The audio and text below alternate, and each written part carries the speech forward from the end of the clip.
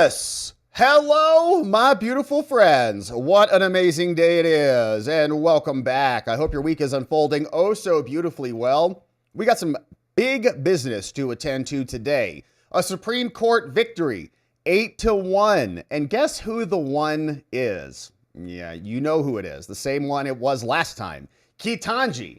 Last time, Amy Coney Barrett came down on her and said, "You're kind of dumb." This time, Sotomayor came down on KETANJI and said, "You're kind of dumb." And so we're going to see what happened there. It's a big victory for the president. Another 8-1. Pam Bondi celebrating about it. And so we'll go through it all. We'll talk about Backdoor Judge Dugan, because that judge filed a motion to dismiss. We talked about that some time ago. And now she has lost that battle, at least at the outset. She'll probably file a bunch more motions to dismiss. But this one, she lost. We have a recommendation from the lower level judge not to dismiss the case because, she broke the law. And so that's coming up. Then we've also got some other updates on this ICE situation. And we've got the criminal complaint that has been filed. Oh, gosh, the thing is not doing its thing. 1 second here. We're going to do this. We're going to come over here. Come on back. And we're back. We're going to go through this criminal complaint. 10 of these people got charged with various crimes, including attempted murder of a federal officer. This was an attack that happened yesterday, and we'll go through it. We got the criminal complaint that has now been filed out in northern Texas in the Fort Worth division. All coming up.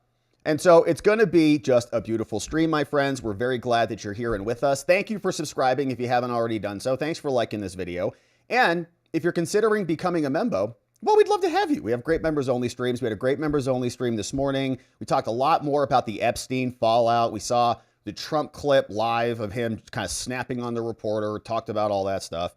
And so it's a great community. We have amazing people there, and it's a lot of fun to come join us. And things are a little bit slower in the AM streams, and so we get to have more conversations. So we'd love to have you join us either on Locals, watching thewatchers.locals.com, or on YouTube. We get to a bunch of other stuff that we can't get to here, and we'd love to have you join us. And it's a great way to support our show. We appreciate our members. Thank you for enabling what we do here. All right, now, we got business to attend to today. A bunch of stuff, starting with the Supreme Court. Victory for President Trump out of the Supreme Court, an 8-1 decision. This is a pretty big split. Who is the lone judge who was dissenting? Well, it's the same one as last time. And Amy Coney Barrett laced in to Judge Jackson last time. And now this time, we're going to see Justice Sotomayor, who is a liberal, is going to do the same. And you can see here, she's concurring with the majority. So she's agreeing 8-1 to grant this stay in favor of the Trump administration. And so let's go through this in detail and see exactly what's happening. But what is also happening is that Pam Bondi is celebrating this. She's explaining, today, the Supreme Court stopped lawless lower courts from restricting President Trump's authority over federal personnel. Another Supreme Court victory thanks to the Justice Department attorneys. Now, federal agencies can become more efficient than ever. And of course, Pam's getting some in the comments. Like, I'm sure the fact that they can hide crimes like Epstein also helps run them more efficiently, too. They don't. All right, so yeah, that's going to continue to happen for the foreseeable future. So Pam better just get used to it. Now, here is what the Supreme Court said.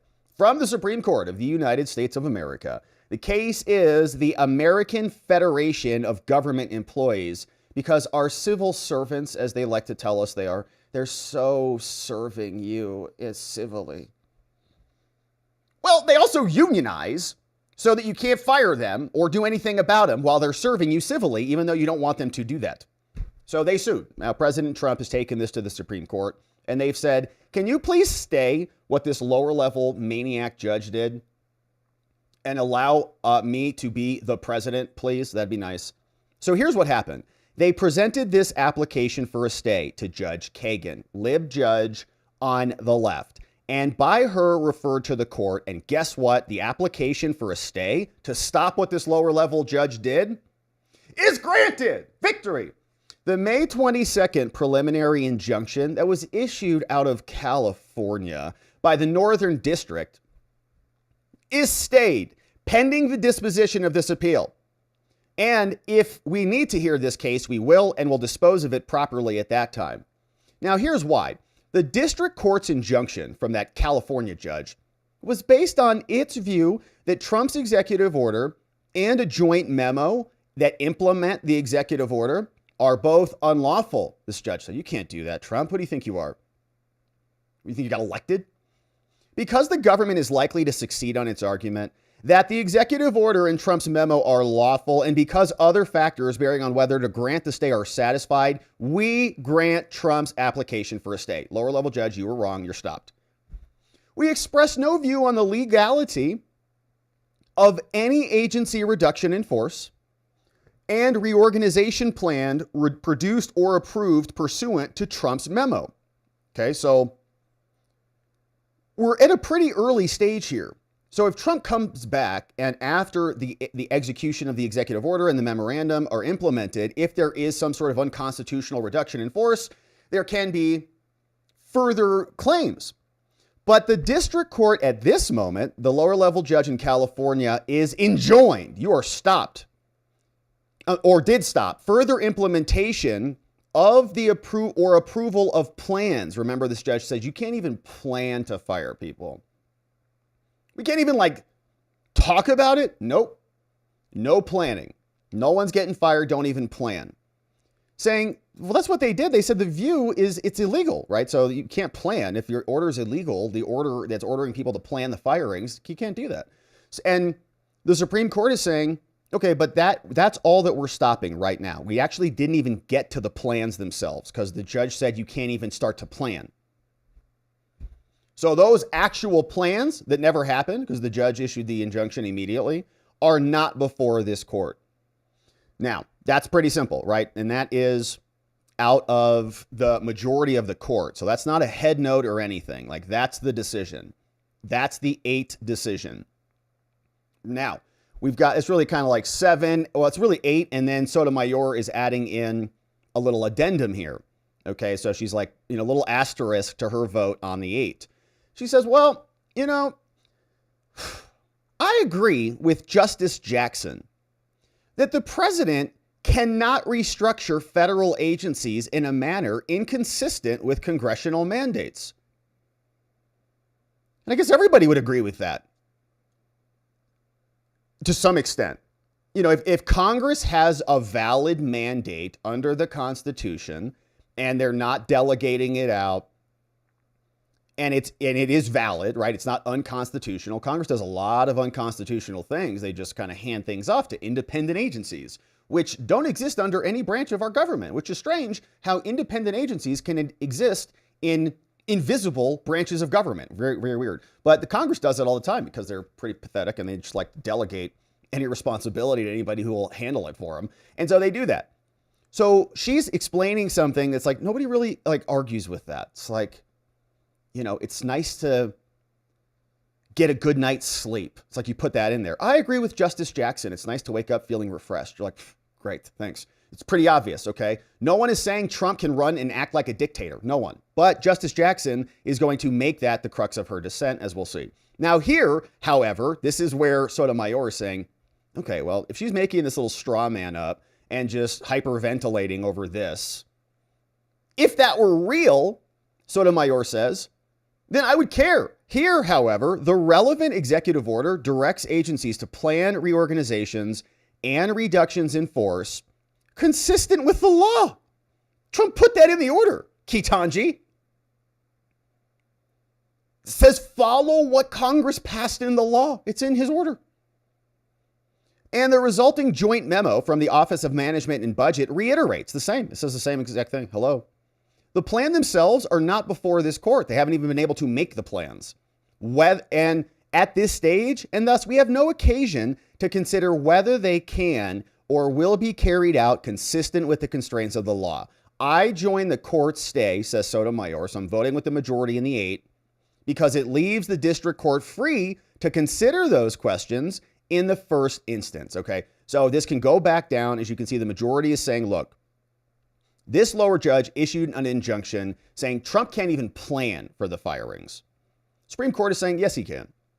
And that decision is stayed pending the disposition of the appeals.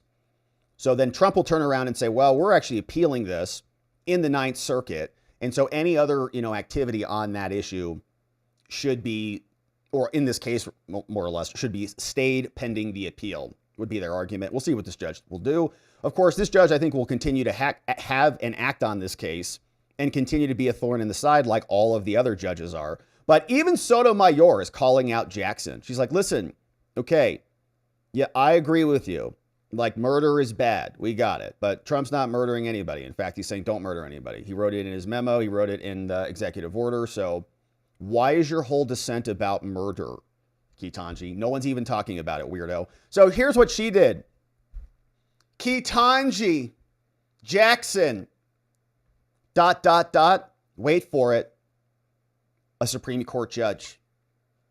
She is dissenting from this. Full stop. She wrote the following. Here's Justice Jackson dissenting from the grant of application for a stay. KETANJI, by herself, alone, is going to go on this little thing. Let's see if there's any more ... wait for it's in here. It says, under our Constitution, Congress has the power to establish administrative agencies and to detail their functions. Yeah, well, that's debatable. What kind of administrative agencies there, KETANJI? Where does it say that? How come you didn't cite the constitutional provision that says that? Where is your source? Oh, it doesn't exist. Thus, over the past century, presidents who have attempted to reorganize the federal government have first obtained authorization from Congress to do so. Now, Trump sharply departed from that settled practice, however, by allegedly arrogating this power to himself. With no mention of congressional buy-in, the president's executive order mandates a critical transformation of our federal government, and it's going to cause harm. Now, the unilateral decision to transform was quickly challenged in court, and as relevant here, the lower-level California judge thoroughly examined the evidence, considered the law, and said Trump can't do this. And this was just temporary, practical. It was harm-reducing preservation of the status quo. That's why the court did it, just so they could evaluate the lawfulness of this. And the issue here, writes KETANJI, what is at issue here is whether Trump's order affects a massive restructuring of the government, the likes of which have historically required Congress's approval. On the other hand, or a minor workforce reduction that's consistent with existing law. She says one needs facts, she puts that in italics, to answer that critical question. And so the lower level judge was going to do that. Now, this is not the first time the president has wanted to restructure the federal government, but historically they did it with Congress, says KETANJI, writing alone. And the many reorganization acts that Congress has passed also say that the president has certain authorities and Trump exceeded it. All right, so to be sure, historical precedent exists for a president to direct smaller scale workforce reductions without first obtaining authorization. Okay, Clinton did it too in 1993. Thank you, KETANJI. Eliminate 4% of their full-time positions. But that order did not mandate reductions in force. And so Clinton can do it, but Trump can't. And so she's going to go on for 17 pages. To be honest, it doesn't even seem like it's that interesting. She's just saying now this is harm and this was about the status quo. And so the lower level courts can do that. Now, instead of directing its attention to fully litigating the merits, Trump rushed this up and said that should at least be able to have plans. And what KETANJI's crazy, man. So she's saying that Trump, I guess, should have just sat there and let the judiciary insurrect a huge portion of Trump's term in office and sit there while the judge says you can't even plan. He did. Trump wanted to come in and immediately do this. He's allowed to. He's got 4 years and they're going by fast. Saying now the court is allowing an apparently unprecedented and congressionally unsanctioned dismantling of the federal government, causing irreparable harm before courts can determine whether Trump even has the authority to do it. It's like music to our ears. Good. Get rid of it. So KETANJI says, I see the choice before us. The court's merits-focused approach to granting this stay is particularly problematic because there is no findings of fact, or the decision was based on findings of fact. Rather, the lower-level judge listen to a bunch of evidence. And there was a single declaration from the government versus all these sworn declarations from the plaintiffs. So when they sue, they're like, we're going to lose everything. We're government workers and we're entitled to permanent jobs for the rest of our lives. And you as American citizens have to employ all of us, whether we're useful or not, whether you can afford it or not, because we're civil servants. And we've been dedicated to you for 20 years. Dedicated to you, taking our government benefits for 20 years. Now, the court also completed an in-camera review of several proposed agency reorganization plans. And so this lower level judge did such a good job. Now, she says, to be clear, today's merits dispute is not about the president's ability. No one argues that it's lawful for him to do that. Well, nobody's saying he's doing that. Okay, and even Sotomayor, KETANJI, just called you out on that. You are making a straw man. Maybe she missed that lesson. Instead, the president insists that his administration's actions are within the authority. And so she says we should be able to weigh that out. Now, this approach is different than the traditional approach, and we should be reviewing factual findings and giving them high deference, and we're not doing that here. But today, says KETANJI, writing alone, this court, once again, ignores all of this while casually discarding 55 pages of crap evidence and lower court reasoning. On what grounds does the majority deviate? We don't know. They didn't really tell us. Has it found that the court clearly erred? Has it opted to simply ignore the deferential standards of review? Has it made its own factual findings? No, we don't see any of that. And because the court provides no explanation, I guess she objects. Now, this is where, no one seriously disputes that if Trump's order goes into effect, it's going to lead to enormous real-world consequences. Yeah, we know. That's why we elected him. This executive action promises mass employee terminations, bingo, widespread cancellation of federal programs, yes, and services, and the dismantling of much of the federal government as Congress has created it. We can't wait. Now, as the Ninth Circuit concluded, the statutory shortfalls likely to result from the implementation will be immensely painful to the general public. That's not your concern, KETANJI. And the plaintiffs in the interim, that's a political question. If it hurts the people have recourse. They can go and vote for a new candidate and say that policy was bad. It's not the judge's decision to decide, well, that's a good policy or a bad policy because this is good or this is bad. Now, what they're doing in all of this is they're trying to shoehorn that conversation in through the preliminary injunction component of litigation, which is this idea that if the judge sees irreparable harm happening, they can stop the action.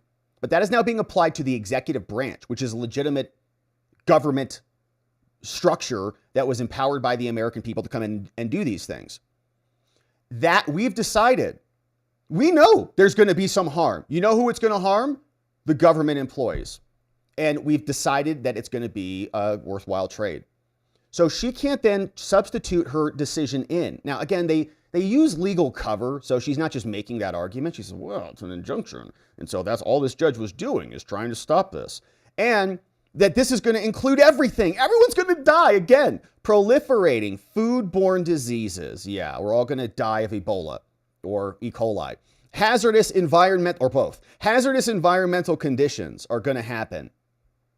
I guess this probably is responsible for the flooding in Texas. True, Trump did that too. Eviscerating disaster loan services for local businesses and drastically reducing the provision of healthcare and other services for our nation's veterans. And they always shove that in there too. It's the kids and the veterans. It's not the bureaucrats who've been siphoning off the government teat for the last 20 years, who are largely Democrat voters and funders and union members. Now, preventing those kinds of calamities is just a small slice of the work that federal employees do to carry out Congress's mandates, writes KETANJI. And consider the harms to democracy, too. Democracy, writes KETANJI. Doesn't even know what it means. If it turns out that the unions and the lower courts are right, that Trump is unilaterally changing the government, what happens? What one person or the president, she calls, I guess they're interchangeable to KETANJI, so the president has no real meaning. What one person or the president might call bureaucratic bloat is a farmer's prospect for a healthy crop, a coal miner's chance to breathe free from black lung, or a preschool's opportunity to learn in a safe environment. Trump is eliminating all of that because he's firing some government workers. Now, the details of the programs that this executive action targets are the product of policy choices that Congress has made. And while the president no doubt has the authority to manage the branch, our system does not allow him to write his own laws. He's not. He even said that in his own orders. So she's like just arguing about something that's not even happening. She's nuts. The president's, and even Sotomayor's like, KETANJI. No one's arguing that. The president's power, if any, to issue an executive order must stem from an act of Congress or the Constitution. She says the constraint on the president is protective of democracy, not an impediment to it. That is, although the president is an elected representative, that's right. With a claim on the popular will, that's right. Judges are not. So too are the people representatives in Congress. Yeah, and we also voted for them. And guess what? They can impeach the president if they think he's doing something unconstitutional. You don't have a judge come in and issue a nationwide injunction and say, I'm going to do the role that I think Congress should do. There's a check and balance on an unlawful president who's overriding his constitutional powers. It's called impeachment. It's pretty obvious. You don't get lower level judges in forum shopped jurisdictions to file or issue orders issuing nationwide injunctions that cover class actions of people. And our Constitution gives them the power to make the laws. Now, if a president runs roughshod over this and animates this, as the district court said happened here, he discards and disables the democratic system and created those laws. It's like, KETANJI, can you just reverse your own argument? I mean, what's the opposite of this? Okay, so I guess what? Your version of the solution to this problem is that the democratic function of the American people who elected the president, and in the Republican fashion, right? We don't vote directly for the president. It's not a direct vote, but there's a democratic component to it in that we are voting and having a say in the process. But we go through the Electoral College or elect representatives in Congress and the Senate, and that is the representation. That is the democracy in action. Isn't it, KETANJI? So shouldn't those decisions or shouldn't the responsibility of impeachment or checking the president be on the other democratic institution? If there's a battle between these two, not the judges coming in. How is it more democratic, KETANJI, to have an unelected judge who has life tenure and can basically be removed cannot be removed? And even when they have people use their back door in their courtrooms, they say they've got judicial immunity. So they're basically untouchable. They're not accountable to the people at all. They can do whatever they want. They even ignore the Supreme Court, Judge Boasberg. Judge Murphy finally had to get kowtowed into obeying the Supreme Court. And she's going to come in here and in this dissent lecture the rest of us that is more democratic. She doesn't understand the term. Now, it is the duty of judges to safeguard that system. No, it's not, actually. They don't have to safeguard the system. What does that even mean? They have to interpret the law. It's not that complicated. Safeguard the system? Does that mean they can just issue injunctions when they feel there's a threat somewhere? They can just wake up one morning? It's not their duty, particularly when a president takes measures incompatible with the express will of Congress. She's making it up. His claim must be scrutinized with caution. But today, KETANJI writes alone, the court exercises neither caution nor scrutiny, especially compared to the reasoned decision issued by courts below, with scant justification. And she's right about that. Like, we don't have any real understanding of what the Supreme Court's basis was for this, other than what I would imagine is just pretty basic separation of powers stuff, that the president can manage the branch. The majority permits the immediate and potentially devastating aggrandizement of one branch at the expense of another, and once again leaves the people paying the price for its reckless emergency docket determinations. So KETANJI concludes. She says, given the fact-based nature of this issue and the many harms because Trump is going to dramatically reconfigure the government, It was reasonable for the lower level judge to say that Trump can't even plan firings. That was the original order. Can't even plan. Don't even talk about it. And she says that's more democratic and American than having some maniac judge do the opposite. At bottom, writes KETANJI, this case is about whether that action amounts to a structural overhaul that usurps Congress's prerogatives, and it is hard to imagine deciding that question in any meaningful way after those changes have happened. So she's saying, the majority is saying, well, if there is an unconstitutional problem that comes out after the fact, then we can deal with that after the fact. Like once the plan is being implemented, there can be an injunction and we can come back and have some say in that. But right now, the injunction is about the decision making and the conversations happening in the executive branch. And that is way too overbroad. The courts can't go in there and say you can't even sit down and have a meeting about it. Yet for some reason, this court sees fit to step in now. Well, it's because of that, as I just described. Now, in my view, this, dang, KETANJI's throwing shade at Sotomayor. She says, in my view, KETANJI says, this decision is not only truly unfortunate, but it's also hubristic and senseless. Lower court judges have their fingers on the pulse of what's happening on the ground. She's crazy, man. Judges are so removed from everything. They don't even know what day of the week it is most of the time. All right. They don't know what the hell's going on. What is happening on the ground, and especially federal judges. Are you kidding? Federal judges walk around. They walk into like lawyer meetings. There's like, oh, there's a judge here. Everybody, everywhere you go with judges. There's a judge here. Be on your best behavior. There's a judge here. They don't have any real sense of what's actually going on, which is why you have a bunch of maniac judges who are defending gangbanger MS-13 members, saying that they're like heroes and they're having all of their rights violated when they're not. They're like, these are just immigrants and migrants here who just are working on their PhDs cleaning your toilets. They're MS-13 gangbangers with prior criminal histories. They certify them as class actions and then let them go. They have no idea what's going on. So KETANJI is crazy too if she thinks this is real. What is happening on the ground and are indisputably best positioned to determine the relevant facts, including those that underline fair assessments. I see no basis to conclude that this lower level judge made a mistake, let alone clearly so, in finding that Trump is functionally restructuring the government. And so therefore, I would not disrupt the lower court's preservation. Instead, I would leave intact the protection of the historical relationship between Trump and Congress, preventing irreparable harm, which is, again, the substitution. That, you would say that that's like, like let's say a building's about to be demolished tomorrow morning and someone says, actually, that's my property. They're stealing it from me. You need like an injunction. Okay, the building's not going to be destroyed in 3 days. That's like private litigants. And you have these people going. This is the executive branch of the government that they're stopping for months on end. And we have the right to have our government function. We elected them and we did not elect these judges or KETANJI. And she says, and we have to prevent irreparable harm while the judiciary does the critical work of evaluating this exercise of power. And so KETANJI goes on a little screed there for looks like about 14 pages or so. And Sotomayor just reminds her, hey, KETANJI, no one knows what you're talking about.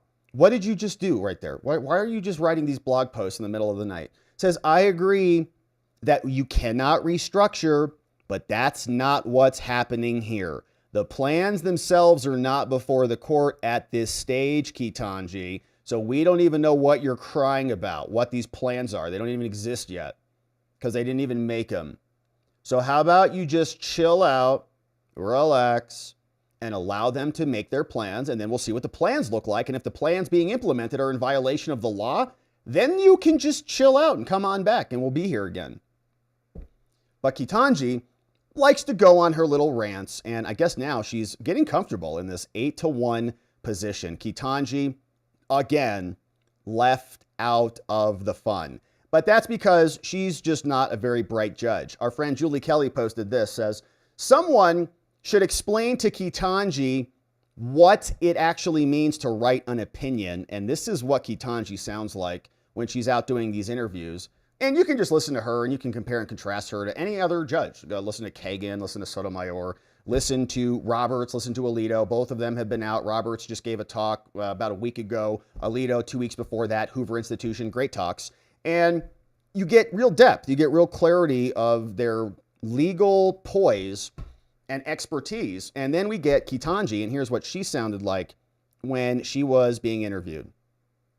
Last week in a dissent, you wrote that you predict executive power will become completely uncontainable. Just today, a professor was quoted in the New York Times talking about you and said, Justice Jackson is trying to raise the alarm. Whether she is writing for the public or a future court, she is making a larger point about what she sees as not just the errors of the majority's position, but the dangers of it as well. Does the current state of American democracy concern you? So I am actually heartened that people are focused on the court and the work that we're doing on the state of the government. Yeah. Because again, as I mentioned, as a democracy, the people are supposed to be the rulers. The people are supposed to be leading. Kind of, not really. In terms of the policies and the way in which our government operates. I mean, if you were in a pure democracy, you could make that argument, but we are not a pure democracy. Everybody knows this. She missed that in social studies or civics class. But we actually have representation, and so we elect representatives. We have an electoral college, so we don't even vote directly for the president. And we have a republic in form. It's not actually a democracy. So we understand that there is the say of the people, right? We, the people, we believe in all of that, but you got to be very clear about these words and these phrases, because then you have these real big problems that come with democracy that our founders were very concerned about, like tyranny of the majority. Alexis de Tocqueville came and talked about that. He studied American politics and explained all of that in the 1860s, whenever that was, 30s. And he explained democracies can be very volatile, right? The whims of the masses just spreading around. And the Democrats would like to do that because that's their game. They like to say everybody's a victim and everybody's being oppressed and come and offer solutions to the entire planet with the Democrat label on them so that they can get voters on that basis, rather than talking about some other things which might actually be a little bit harder for people to understand, like liberty requires some responsibilities. Liberty means that you don't get everything provided to you by the government. It means you are free to go achieve those things on your own, but we don't have this society that's built of the government teat. So we got to be clear on that. KETANJI, though, is not. And so the more that people are engaged with our institutions, I think, the better. And so what I feel that I've been privileged to do is use the writings that I do, the work that I do, to explain my views about the way our government does and should work, the way the court does and should work. I think the nice part about being on the court is that you have the opportunity, whether you're in the majority or in the dissent, to express your opinions.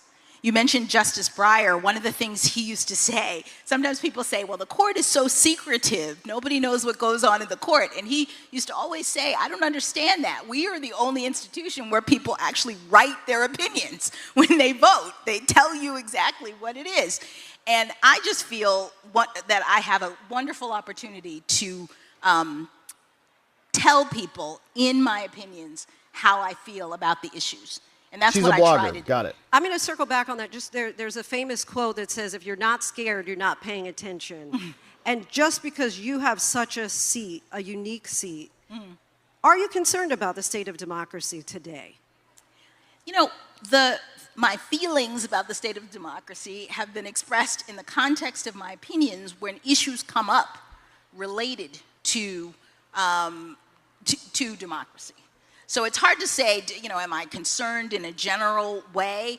The concerns that I have articulated in my opinions. Yeah, and you've done that very poorly as well. And she did that today, right? So the concluding paragraph of her whole dissent was about democracy. And so they were actually talking about her last dissent, where she got reamed by Amy Coney Barrett. This time they're talking about, or that was the last one, but this is the new dissent. So she's now got two dissents where she's kind of the odd one out. And Amy Coney Barrett went after her last time. Now it is Sotomayor just reminding her, You're talking about a bunch of stuff that's not even before the court. And this is inappropriate for judges, right? Like, judges are not supposed to just opine about whatever they want. That is stuff not before the court, because those are called advisory opinions. And the Supreme Court's words matter a lot, and people latch onto those. And so if the issue is not before the court, generally, you're not supposed to rule on it or, go way outside the bounds. And the court, 8-1, is doing that. They're saying, actually, it's pretty limited to these issues. Why are you making much ado about nothing? But we know why. It's because it's KETANJI. So big victory for the Trump administration. We see Pam Bondi is celebrating it. And now federal agencies can become more efficient than ever. And we're excited to see what comes next, whether Pam Bondi or Trump or the rest of them start initiating these plans. These plans can now go into planning stage, and then we'll see what comes next. So we'll keep our eye on this one. I'm sure there will be a lot more litigation on this. We're still at the early stages of this. So we'll stay glued to this one. We'll see what else the Supreme Court says about it if and when it makes its way back up. But as it stands right now, the plans can start. Victory 8-1 for the Trump team. All right, so good stuff over there.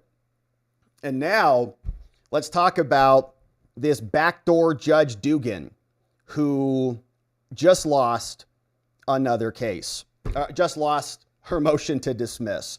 Judge Dugan loses a big one. This is the judge who escaped that illegal alien out the back door of her courtroom and was colluding with the defense attorney to ignore the prosecutor and the victims who were in the courtroom as they were skedaddling this dude right out the back. Now, she submitted a motion to dismiss her case, and we read through some of that here, where she explained, I'm a judge, I have immunity, I can do whatever I want.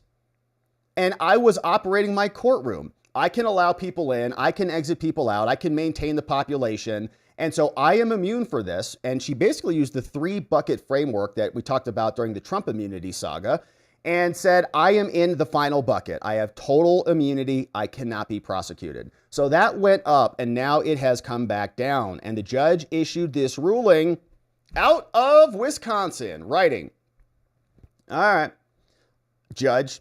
All right, on May 13th, a grand jury indicted backdoor Judge Dugan.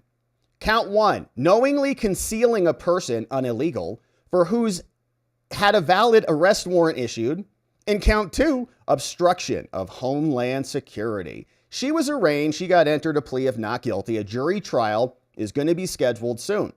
Now, Dugan, the judge, she moved to dismiss the case. She said, well, I'm a judge. I'm immune from criminal prosecution. And that this prosecution also violates the federal power under the 10th Amendment that says that any powers that are not enumerated are reserved to the states. And so basically the feds can't encroach on state business.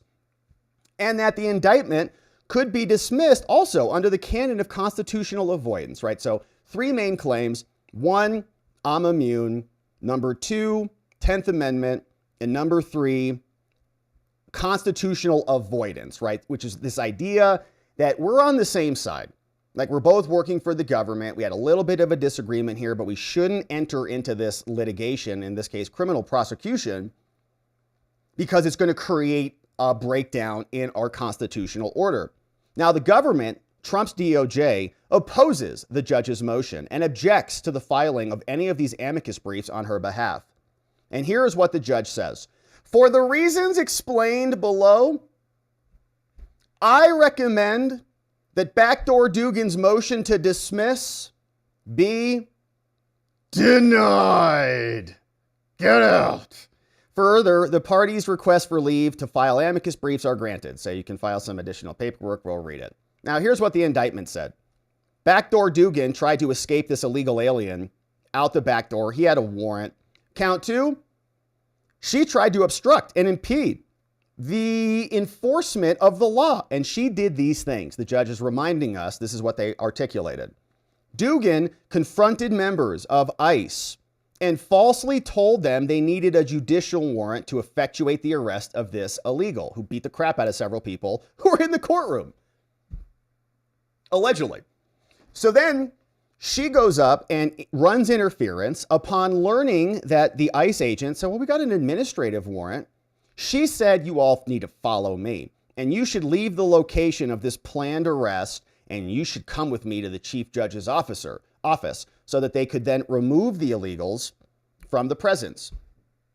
She then also took the case off the record, right? The victims were there. The prosecutor was there. She basically called the case and continued it without notifying them at all. Ex parte actions. The prosecutor sitting there like, I got victims in the courtroom. They're sitting here. Case got bumped. She also directed the illegal and his lawyer to exit the courtroom through a non-public jury door, use her back door, just willy-nilly. Advised that the counsel and the EFR could also then appear by Zoom for his next court date, right? So other defendants have to show up in court. But if you're an illegal alien, not only does the FBI allow you to traffic kids in your floorboards, not only can you drive around without licenses, registration, insurance, any of those things, Tennessee State Highway Patrol just lets you go, whatever. But when you actually beat other people and they show up in court, victims want to be there to make sure that there is justice happening. The judge reschedules it for Zoom. What a just lady. All for illegals. They get due process premium version. We're just on like standard American due process, like for citizens. We don't get it at all. But illegals, they get due process premium. They get like 3 trials before you can deport them, according to the ACLU. So here's what the judge says. Now, the rules say that a party may raise a motion to dismiss, and if they're going to raise that motion to dismiss, then the court is going to assume that the facts and the allegations in the indictment are true. Okay, so we're like not going to battle about that. We're going to say Trump's allegations are true, and we must view this in all the light most favorable to the government, right? The non-moving party is going to get the benefit of the doubt now. So Dugan says, dismiss this case, I'm immune. They're going to say, well, okay. Now we're just going to say if everything in the government's indictment is true and you still win, then we will dismiss the case. But if it's not, or there's an argument about it, then the case will proceed forward. However, they give us some more rules. Now, Dugan now moves to dismiss the indictment on 3 grounds. 1, immune, barred by judicial immunity. 2, 10th Amendment. 3, judicial canons. He's going to go through them one by one. Now, the parties differ on their view of the law. And so let's talk about judicial immunity. Does it apply to Dugan or not? Says there's a long concept here, writing judicial immunity goes back 400 years to English common law. Prior to the creation of the right to appeal, a losing litigant would seek nullification of a false judgment and a fine against the judge who rendered it. So people would like sue the judge. Then they gave an appeal system and they said, all right, don't sue the judge. If you think the judge gave you a bad ruling, that's not the proper thing. Just appeal it. And then the common law changed. And we're like, okay, appeals is better than just suing the judges. Now, the seminal case was done by Lord Coke in 1607. And this was the question about whether the judge, who back then was presiding over a murder trial in England, Floyd versus Barker, whether he could be prosecuted in another court for criminal conspiracy. They said, oh, he was involved in the murders. Now, Lord Coke concluded the judges were immune from these prosecutions, stating, a judge for anything done by him as a judge is the authority which the king hath committed to him, and you shall not be drawn before another judge. In other words, Lord Coke said there's absolute immunity for all judicial acts. Now, that case is important for articulating the first time what are now considered some of the modern policies of judicial immunity. Why do we want it? Well, because it might help ensure the finality of judgments. It protects judicial independence. It avoids continual attacks upon judges who are just being sincere. It protects the system of justice from falling into disrepute and more.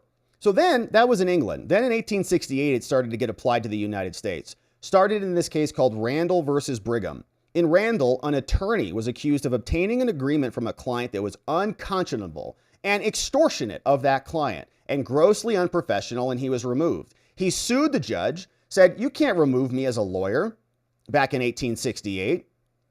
And he sued the judge. And it is a general principle that they're not liable if they were acting within their jurisdiction. Now, there is an exception to absolute immunity where the judge is acting maliciously or corruptly. 3 years later, there was another decision. Then we get to the modern era. We got U.S. Code 1983. Someone sued, Supreme Court said, is a local judge liable for damages being sued under this provision of the law? Section 1983 allows people to sue state actors for depriving them of their constitutional rights. You see a lot of these types of claims. Section 1983 claims come up all the time. In this case, back in 1967, the plaintiffs were a group of white and African-American Episcopalians who attempted to use segregated facilities at a bus terminal. They sued the local cops and the municipal police justice for false imprisonment, and they said the judge's findings of guilt were based on discrimination. Now, the court had no difficulty in finding the judge was immune from damages in that case. They said immunity applies even when the judge is accused of acting maliciously or corruptly, because that's going to happen a lot. Then, a decade later, Supreme Court had another case. In another case in 1980. And judges went to trial in this one. Then in 1988, question came up in front of the Supreme Court. The court again was tasked with determining what is a judicial act that relates to immunity. Can a judge using her backdoor be a judicial act that is protected? Under Illinois law, a circuit judge has the authority to hire adult probation officers, 1988 case, who are removable at his discretion. Now, Judge White hired this woman called Cynthia as an adult officer, then demoted Forrester and terminated her. She said that's sex discrimination, and she sued. A jury granted an award. Judge moved for a new trial and moved for summary judgment. Says, you can't sue me. I fired you. Both the district court demoted you. Both the district court and the Court of Appeals said Judge White was immune from damages. But the Supreme Court reversed it.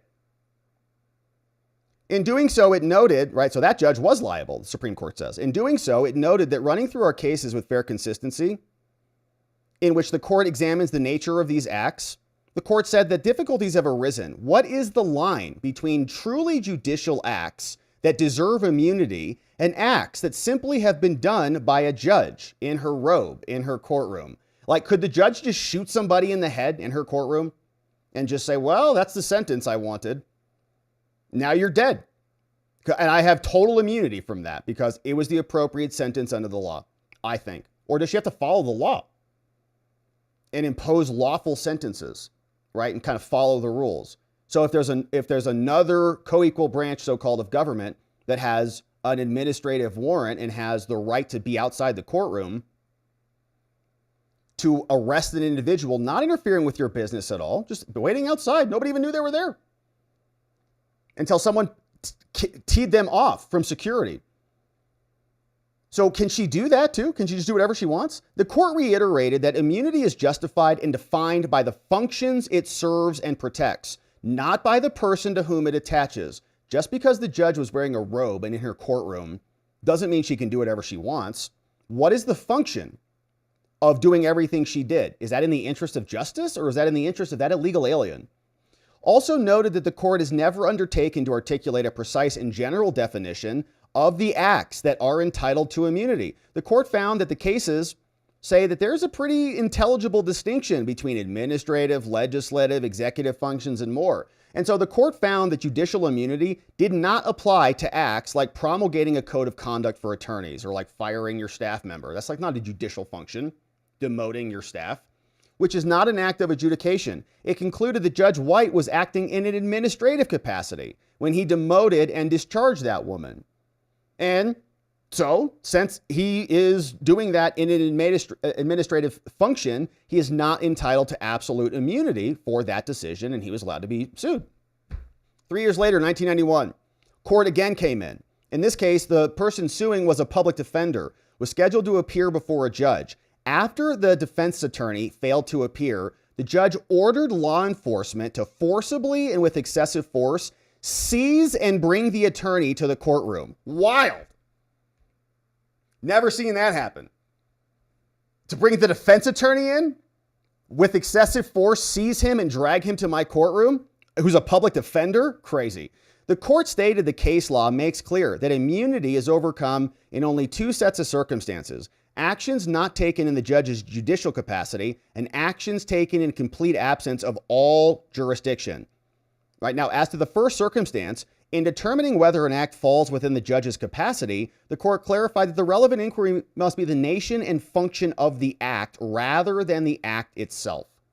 In other words, one must look to the act's relation to the general function normally performed by a judge, right? So the judge would say, well, I hold hearings and I have a hearing here and this attorney's not here and he's scheduled to be here.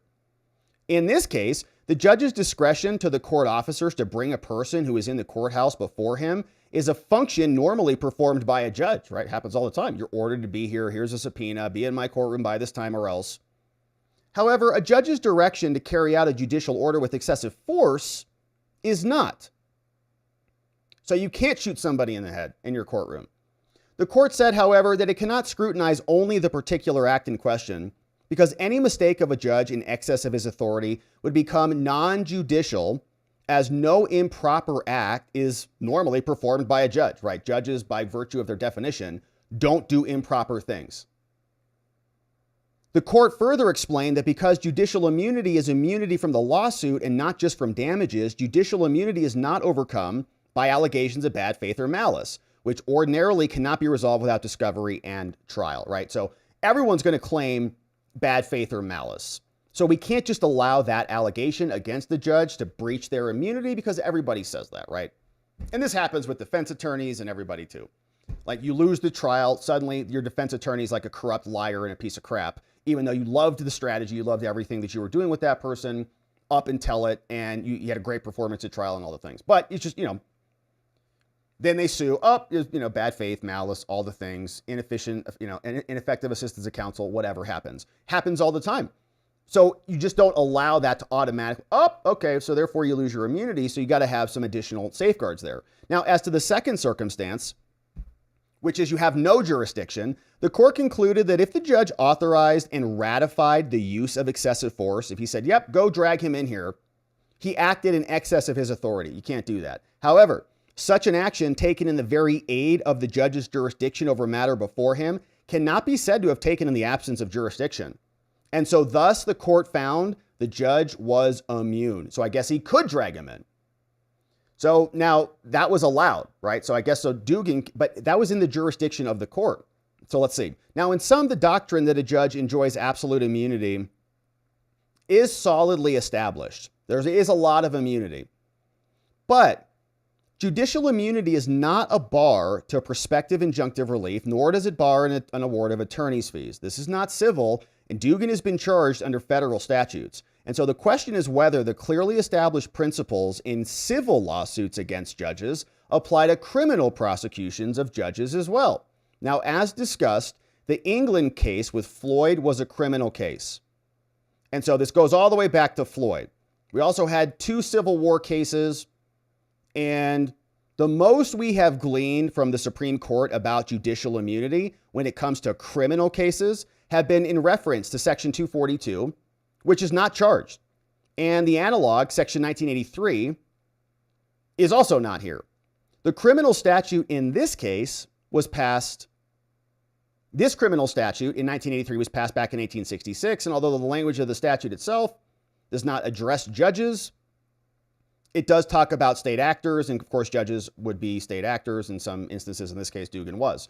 Now, upon reconsidering the bill, the Senator Lyman Trumbull responded that a judge, if he acts corruptly or viciously in the execution or under the color of law, may be and ought to be punished.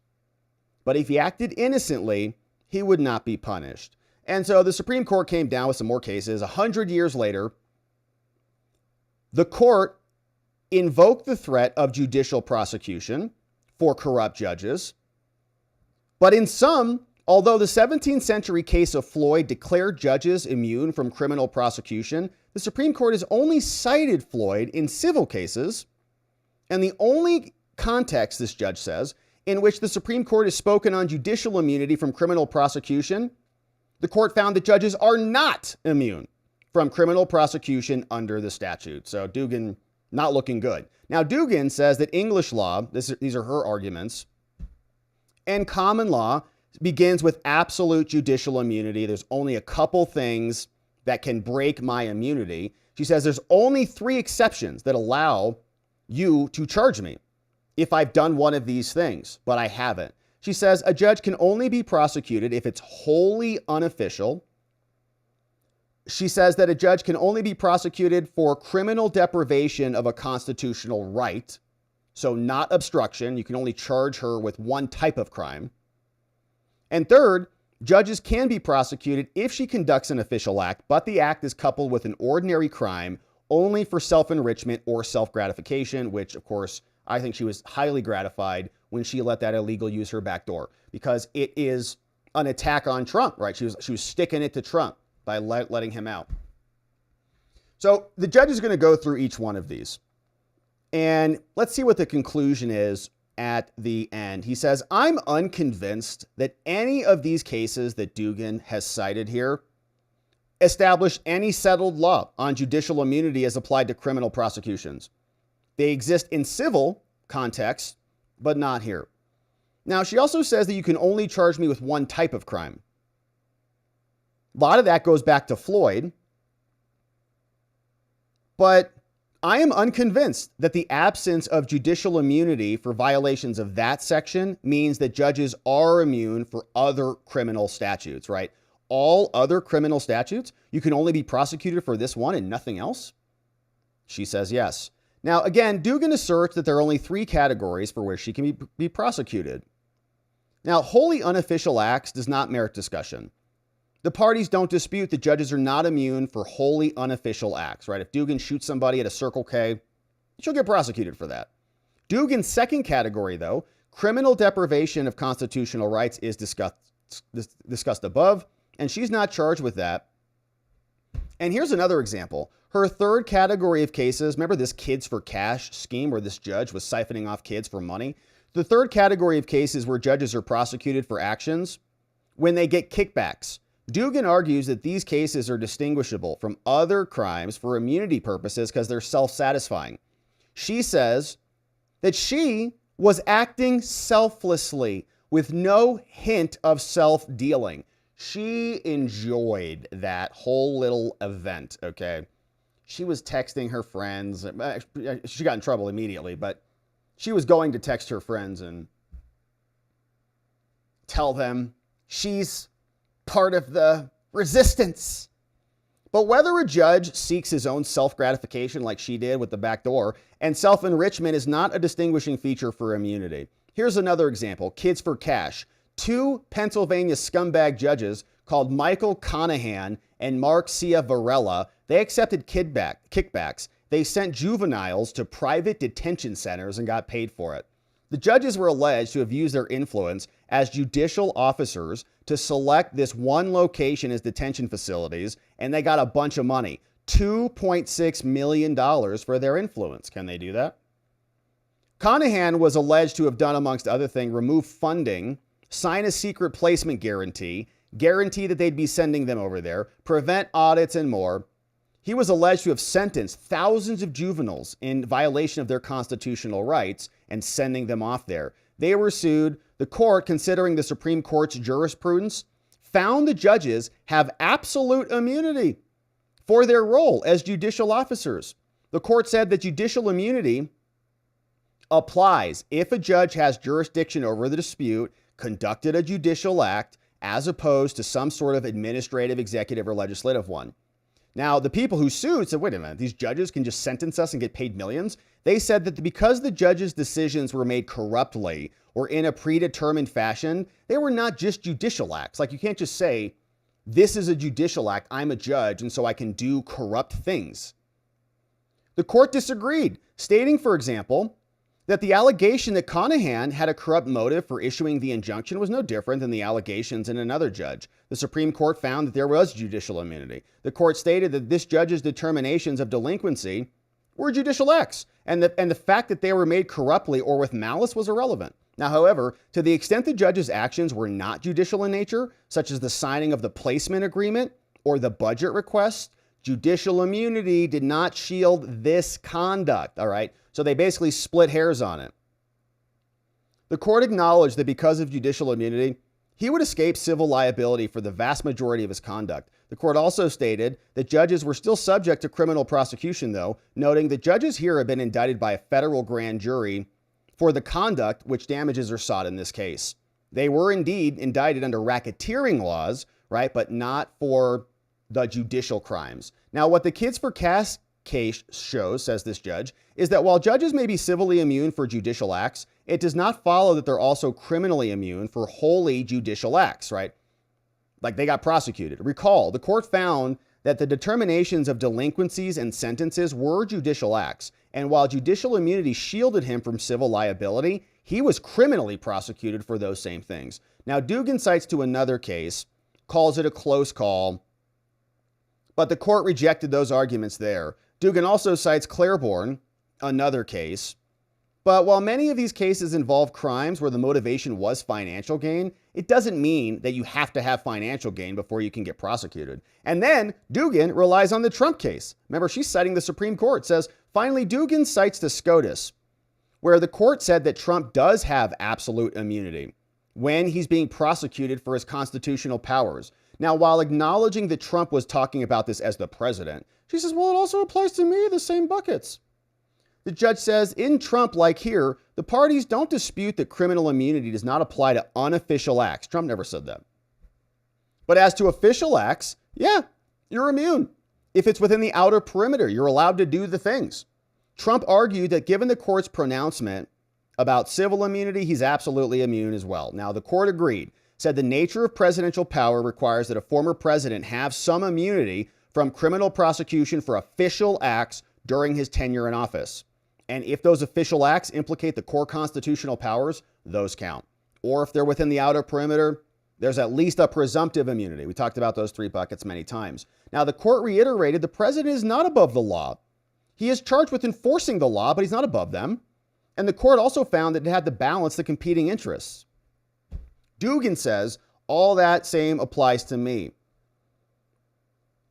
But the judge says, perhaps in some future case, the Supreme Court will expand this to judges.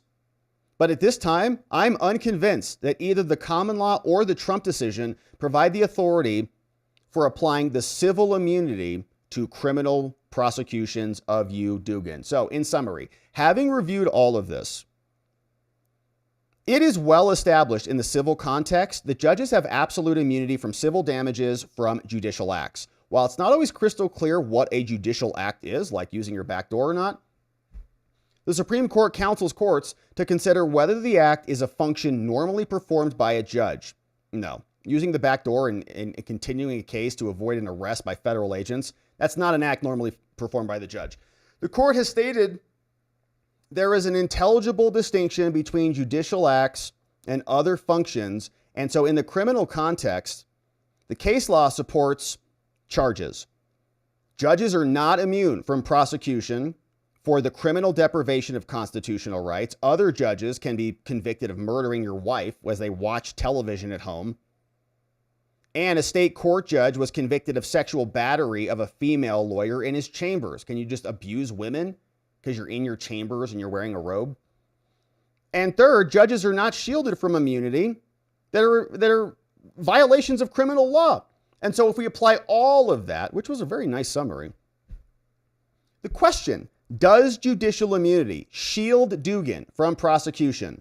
The answer is no. As discussed above, there is no firmly established absolute judicial immunity barring criminal prosecution of judges for judicial acts. Other than the 17th century case in England, the United States Supreme Court has only applied the concept of immunity for judges in civil cases. Even before the lower courts, with the exception of a single case, the cases Dugan cites don't help. Further, the category of cases where judges were prosecuted also answers this question in the negative. That means that Dugan does not have immunity.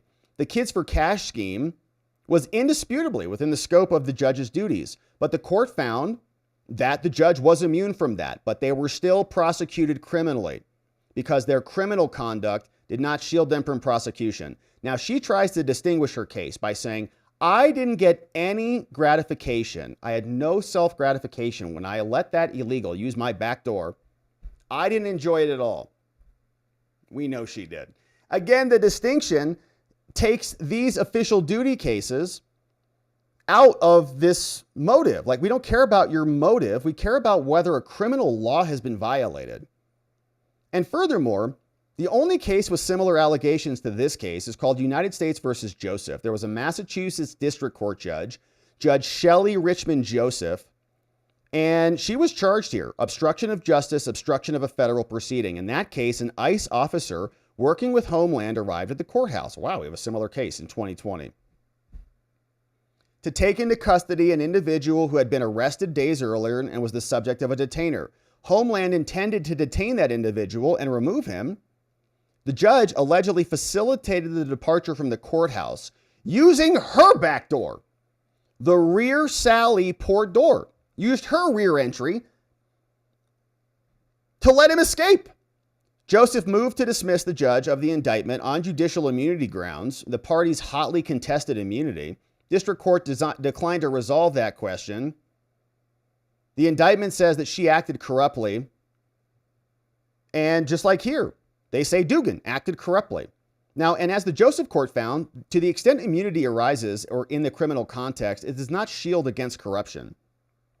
And so this judge says, in my view, this is consistent with the cases where judges were prosecuted for performing official acts intertwined with bribery and other things, and judicial immunity does not bar prosecution.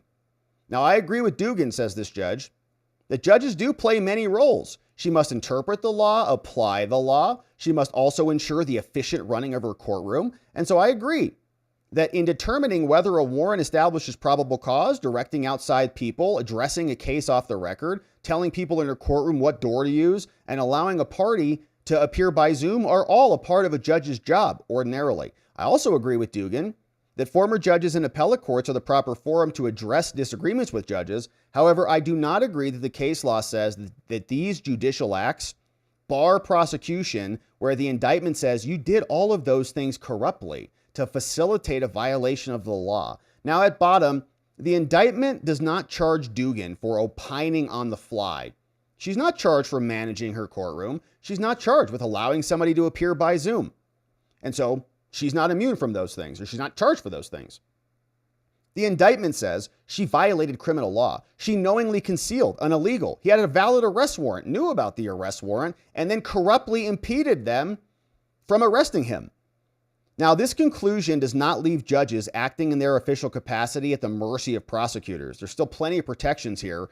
And so I recommend, this judge says, that Dugan's motion to dismiss the indictment based on judicial immunity be denied. Now, Dugan next says, the 10th Amendment says, you can't prosecute me because states' rights. Says, well, the same is true here. Dugan violated federal crimes. Whether she violated these statutes, she was not performing her duties in their federal charges. And so I recommend that the dismissal on this basis also be denied. And finally, Dugan invokes the canon of constitutional avoidance. This is the idea that if stuff is ambiguous, then you shouldn't use it, especially if it's going to cause a big problem between the branches. She says, this is ambiguous, and so you should just give me the benefit of the doubt. But I think this judge says her motion to dismiss should be denied. Now, in litigating this, the parties contest the facts, and this counsels against dismissal. So we're going to need to allow this to develop, and the amicus briefs can be filed. This judge, in summation, writes, it is well established and undisputed that judges do have absolute immunity from civil lawsuits for money damages. But this is not a civil case. This is a criminal case, and her motion to dismiss should be denied. I recommend the court declines her invitation to dismiss on any other grounds, and she is presumed innocent, but that needs to happen, that proving needs to happen at a jury trial. And so therefore, it is recommended that Dugan's motion to dismiss be denied. It's further ordered that amicus briefs can be filed. The motion for a supplemental jury questionnaire will be addressed by the main judge, Judge Adelman, later. This is by a magistrate judge.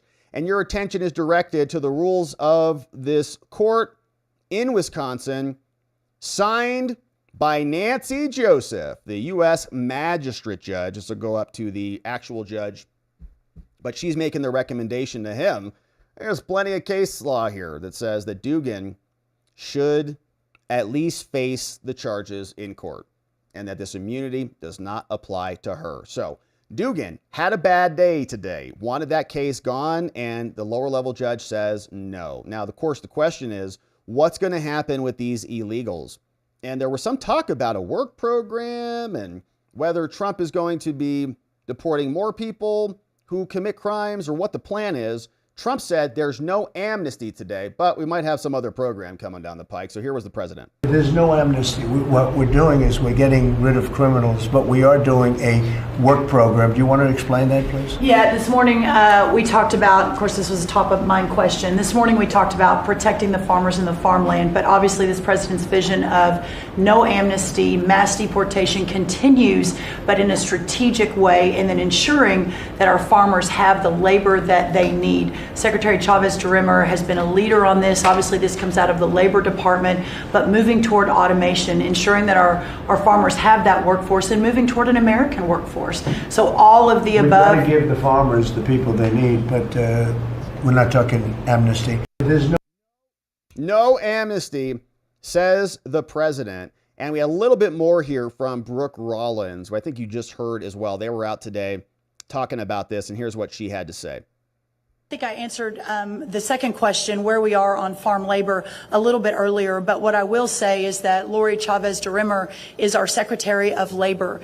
And the H-2A visa program, all of the programs that inure to moving in seasonal ag workers are under Secretary Chavez-DeRimmer. She has been working around the clock with her team. I think we'll probably hear a little bit more about this today, and the conversations will continue. But I can't underscore enough, there will be no amnesty. The mass deportations continue, but in a strategic way, and we move the workforce towards automation and 100% American participation, which again, with 34 million people, able-bodied adults on Medicaid, we should be able to do that fairly quickly. Thank you. All right, so that's what's happening in the immigration world. Backdoor Judge Dugan loses her motion to dismiss. No amnesty will be happening, even though we're going to have a smart approach to how we're dealing with workers. And the administration marches on. The prosecution will continue. We'll be here covering the Backdoor Judge. Thank you for subscribing and joining as we do. All right, we got one more update on the day, my friends.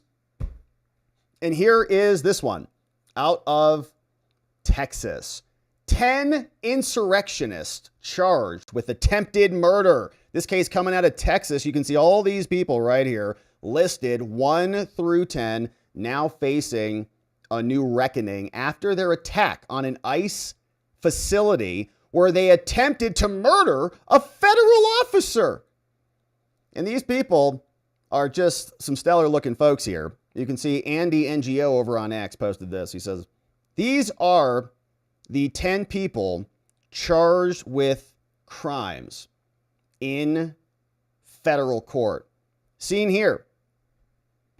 We got some trans too. Bottom row left to right, we got Bradford Morris, trans name is Megan Morris of Dallas. Cameron Arnold, trans name Autumn Hill of Dallas. Joy Gibson, Dallas. This guy, Zachary Evitz, Waxahachie. Nathan Bauman, Daniel, not pictured below. And so we got some T's as part of the insurrectionary crew. And they're basically Antifa. Now, we're going to go through the criminal indictment, but they were heavily armed. They were Antifa maniacs, and now they're being prosecuted. And this was announced by this U.S. attorney, her name is Nancy Larson, saying they stormed the facility. It was a planned ambush with an intent to kill ICE correction officers. Here is what she said. We're here to tell you that late at night on July 4th, Friday night at approximately 10:37 p.m., at the Prairieland ICE Detention Center in Alvarado, Texas, 10 to 12 individuals dressed in black military-style clothing began shooting fireworks and engaging in acts of vandalism at the facility. And this was part of an organized attack. Insurrection. Today, my office has charged 10 individuals with 3 counts of attempted murder of a federal officer. Each of the 10 are also charged with 3 counts of discharging a firearm in relation to a crime of violence. Each of these defendants faces a mandatory prison term of 10 years and up to life in prison. An additional co-conspirator was charged with obstruction of justice and conspiracy for attempting to conceal and destroy evidence in relation to the attack, and he faces up to 10 years in prison. Let's discuss the incident. It was a planned ambush with the intent to kill ICE corrections officers. Crazy. Make no mistake, this was not a so-called peaceful protest. It was indeed an ambush. Wild. And you'd imagine that this would be wall to wall across the media, right? We'd be talking about this Tran-Tifa organization that is attacking ICE officials with weapons and now being charged with attempted murder. But they don't want to talk about that. They'd rather talk about what's happening in Texas and blame Trump for the weather. But here is the criminal complaint now filed against 10 individuals charged with attacking ICE. And much of these charges are very much the same. So you can see multiple counts. On or about July 4th in Texas, these defendants, with premeditation and malice aforethought, they thought about this thing, premeditating it. They unlawfully attempted to kill Correctional Officer 1 and Correctional Officer 2 and ADP Officer 1. They came in here with 2 AR-15 style rifles and discharged the firearm in count 4. Another discharging of a firearm in count 5. And count 6, same thing. Many of these people charged with knowingly discharging the firearm, right? So all these defendants firing weapons, crazy. Here's the account. Agent from the FBI says, I'm a special agent with the FBI. And I've been doing this for a while, since 2025, and currently I'm assigned in Fort Worth. And I investigate terrorism. And I'm responsible for conducting investigations into various threats, including racially motivated violent extremism. Remember those RMVEs that Christopher Wray rolled out? Militia extremism, weapons of mass destruction violations, violent anti-government extremists. And I've received training in these areas, counterterrorism and war, worked in a lot of things, money laundering, digital evidence, blah, blah, blah. Prior to joining the FBI, I worked in Texas as a police officer in Grapevine for 7 years. Secret Service, and a correctional officer. This dude has been in the law. So here are the defendants listed here. The Prairieland Detention Center is an ICE Homeland Detention Facility, and it holds persons related to immigration violations. Now, this detention center has correctional officers, and they work there. So what happened on July 4th, America's birthday, at 10:37 p.m. Central Daylight Time, a group of 10 Trans-Tifa folks, around 10 to 12 individuals wearing all black, began shooting fireworks towards the detention center. At 10:47, 1 or 2 individuals broke off from the main group and began to graffiti and damage vehicles and a guard structure in the parking lot at the facility, including the following: wreck that vehicle, spray paint over here, ICE pig, F you pigs on this guard tower. Real creative. Then the officers called 911. We're under attack. At 10:58, 2 unarmed correctional officers performing official duties came out to the fence line and attempted to talk to the vandals. Hey guys, cut this out. The correctional officers then exited the fence line and they approached them. Meanwhile, a person wearing a green mask can be seen standing outside the woods just north of the intersection and appearing to be signaling the vandals with a flashlight. At the same time, around 10:59, the APD, a police officer, arrived in the parking lot at the detention center in response to the calls. Immediately after the officer got out, an assailant in the woods opened fire at the cops, shooting the officer in the neck area. Guy got shot in the neck. The assailant in the green mask, standing near the woods, then also opened fire at an unarmed DHS correctional officer. In total, the assailants shot approximately 20 to 30 rounds at the cops, at the officers. Police then later recovered spent .556 caliber casings at the location of both of the shooters. The caliber is typically used with AR-15s. The shooting was captured on both CCTV and body-worn camera footage. Police later found a Franklin Armory AR-15 style rifle west of the shooting on Tanglewood Drive. The rifle had a bullet jammed in the chambers. Didn't know how to clear it, thereby causing it to malfunction. Like, crap, ditch it. A second AR-15 style rifle was found abandoned in the woods in the vicinity, along with 2 body armor plate carriers with loaded AR-15 mags. A pistol magazine was also recovered nearby. So it seems like they got squeamish and just ditched all their gear running away. Shortly thereafter, a Johnson County Sheriff's Officer detective, but they were ready to go. I mean, they were armed up, ready to go. Body armor, loaded magazines, another magazine for a pistol. Shortly thereafter, detectives who were en route there was radioed and said a red maroon Hyundai was observed fleeing the scene, headed your direction. The detective made a traffic stop, nailed him. 2007 red maroon Hyundai van less than a mile away is shown in the figure below. Here's where they apprehended them on foot. Here's the location of the traffic stop. Here's the parking lot where the vandalism occurred. Here's the location where they were shooting. So they came in here and the shooters were here, subjects. Prairie Land Detention Center is this building right here. Then they caught him over here, caught him over here. During the traffic stop, officers observed a black pistol in plain view and asked the sole occupant, Morris, are there any firearms in this vehicle? Morris said, yeah, there's another firearm in the back seat. At the time, officers observed an AR-15 style in the back.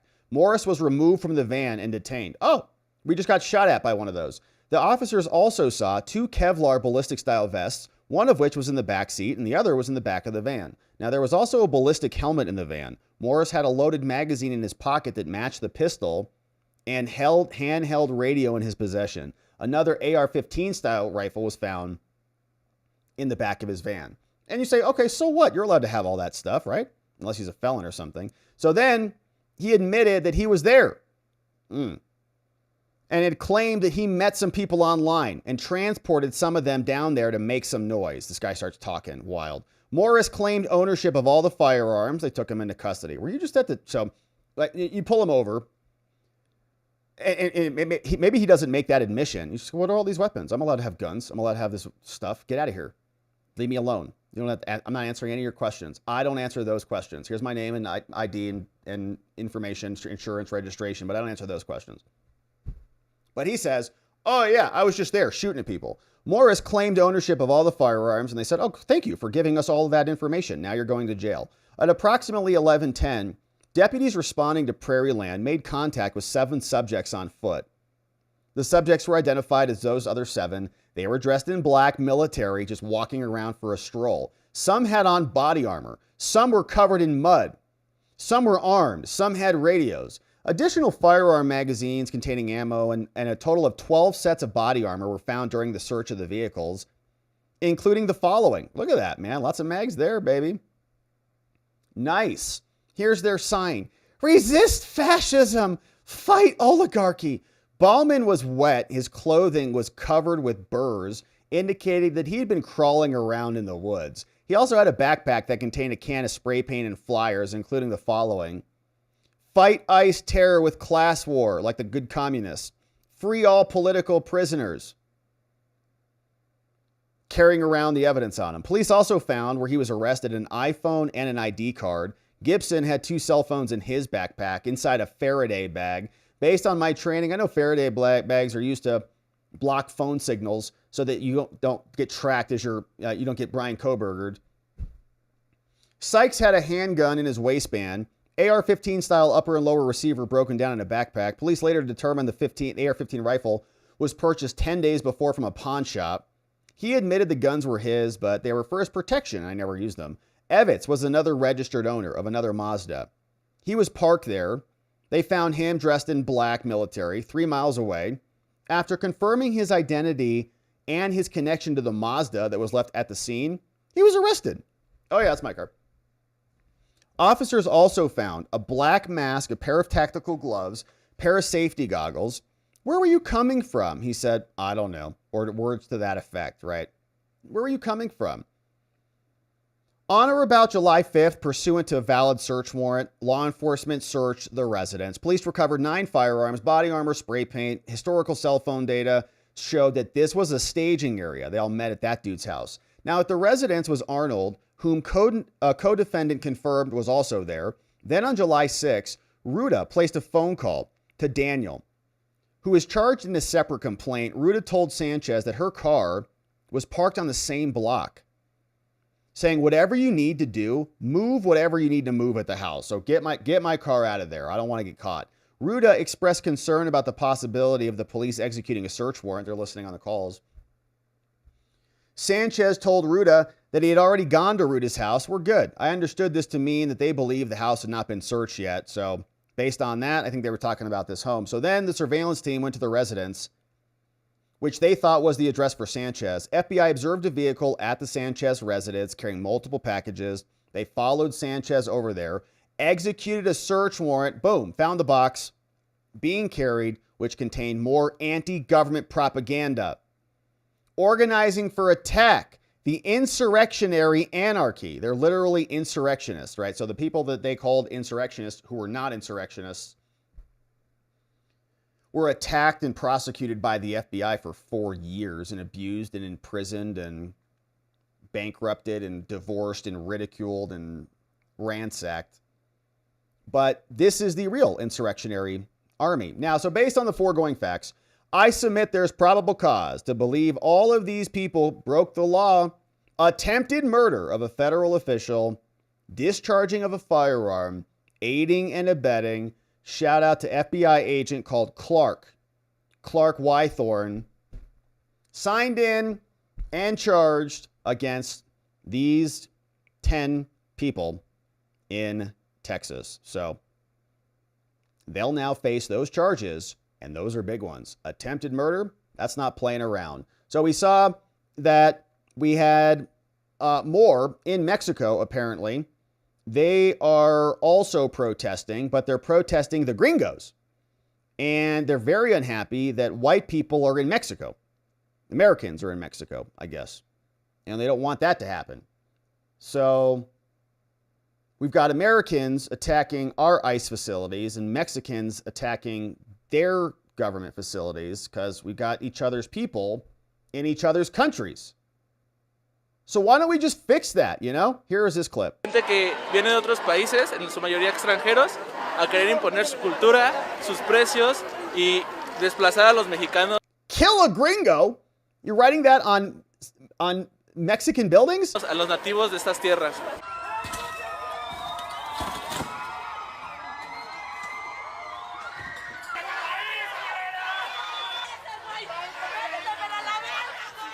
Oh, white girls. La gentrificación solo es un paso más a la colonización, a los despojos y a que exploten nuestros recursos.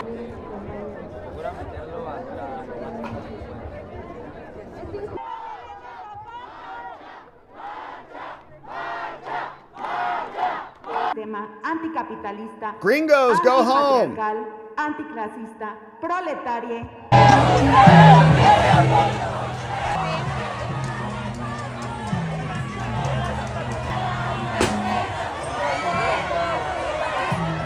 Okay, so they don't want gringos there. They don't want white Americans in their country. They want out. They even have all cops are bad down there too. So it's pretty interesting. And maybe the solution is that our peoples just go back to our home countries and we just call it a day. Now, Stephen Miller was also out yesterday on with Jesse Waters. Has to leave her city. Here is what Stephen Miller had to say. There is an insurrectionist movement in the Democratic Party that is inspiring domestic terrorism against ICE. When you have the mayor of Los Angeles mobilizing agitators, mobilizing the mob against ICE, saying that federal law enforcement has to leave her city, this is a settled constitutional question. Federal law is the supreme law of the land. You cannot nullify it. You cannot succeed from it. It is the law of the United States of America. So these insurrectionist Democrats are every day engaging in rhetoric that is incentivizing, that is encouraging, that is fomenting violent terrorist attacks against ICE and ICE officers. Not only in the shootings that you've seen recently, but ICE officers are being doxxed.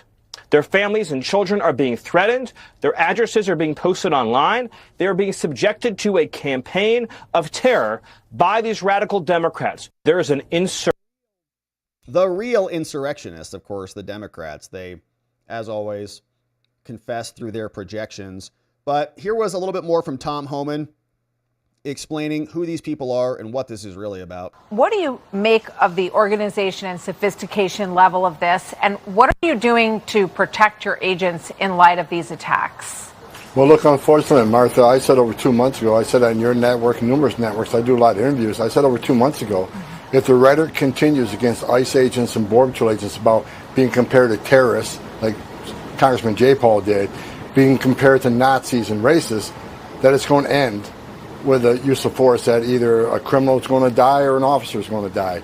I've seen this recipe before. I knew it was coming, and I don't think it's over. And look, this is a well-planned attack, as the person said, and we're investigating on the connections between the Texas incident and the incident at the Alvarado facility, the two incidents of Border Patrol and ICE. There are some connections, but I'm not going to get in the middle of that criminal investigation. It's ongoing. This is a well-planned attack, and it's because of the rhetoric. These nuts that want to take it beyond protesting to criminal activity, they're getting rhetoric from the members of Congress, the senators who compare ICE to the Nazis, and Congressman J. Paul compared to the terrorist organizations. So these people, these fringe groups, feel emboldened. If a member of Congress can attack ICE, why can't we? So in response to this, ICE facilities, the security protocol has been heightened to the highest levels, along with Border Patrol facilities. And here's what they need to understand. We're not going to stop enforcing immigration law. That's right. President Trump made a promise to the American people to secure the border. We have the most secure border in the history of the nation today. Now we got a lot of illegal alien, criminal, public safety threats, national security threats we need to find and remove. This not going to slow us down. We're going to do this job. Tom Homan explaining there will be no brakes on this train. The deportations will continue. The defense of ICE agents and officers will continue. And these people will be prosecuted if they break the law. So we'll keep our eye on this one. 10 individuals and other ICE attacks happening all over the country. We'll monitor it and see what the DOJ does in response. Thank you for subscribing and joining as we do. All right, my beautiful friends, if you're just joining us, we had some good updates today, actually. Some really good news. We saw the Supreme Court came down 8-1. If you're just joining us, hit the rewind button because we talked about some good stuff here. Supreme Court, 8-1 decision. And KETANJI Brown Jackson, the lone one out yet again, because she's having a hard time being a Supreme Court judge. So we talked about that. Very nice decision. That means Trump can start to plan to remove more people, more reductions in force. None of that was unconstitutional like the Northern District of California said it was. And we'll see where this one goes from here. I'm sure the judge will continue to try to hold on to the case and scoff at the Supreme Court just like all the other lower level judges do, but we'll be here when it happens. Then we talked about Judge Dugan, and we got the lower level magistrate judge out of the District of Wisconsin explaining that the recommendation is do not grant the motion to dismiss. So in other words, Dugan's attempt to have her charges gone, denied. And another victory for the Trump DOJ as backdoor Judge Dugan continues to fight for her illegalities, saying she's immune. Lost that one. We'll see what the higher level judge says and keep our eye on this case. A couple of clips from Trump saying no amnesty is happening, but we will have a little bit of a program that we'll work on. And so that's all in the context of immigration. And then, of course, murder charges, or rather attempted murder charges, for 10 people who showed up at an ICE facility on July 4th and tried to shoot officers. And did shoot one in the neck, now being prosecuted appropriately, and Stephen Miller explaining they are insurrectionists, and this should be a much broader story than it is, but they'd rather talk about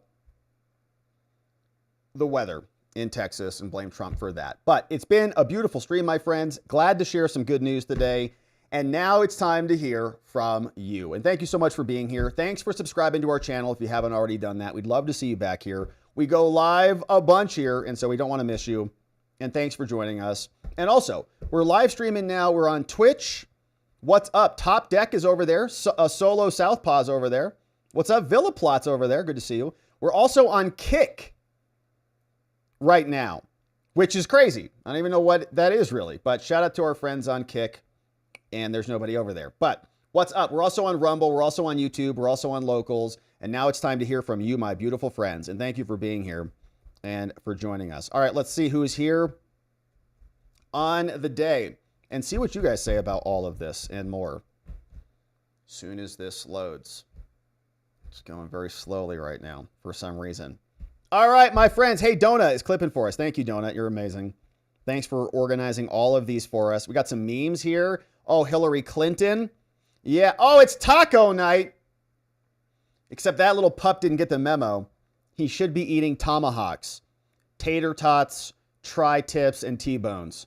But he's still cute anyways. Brian Hinkle. What's up, Brian? Thanks, Rob. Thank you, Brian. Brian Hinkle. Farming for us and making us food. We appreciate you. Thank you, Brian. And Brian's making some good stuff. He's posting some good videos on X showing how he farms. It's super cool. Shout out, Brian. Hey, Bucky's is Rome is here. Okay, so MS-13, a designated terrorist group, is apparently a clique now.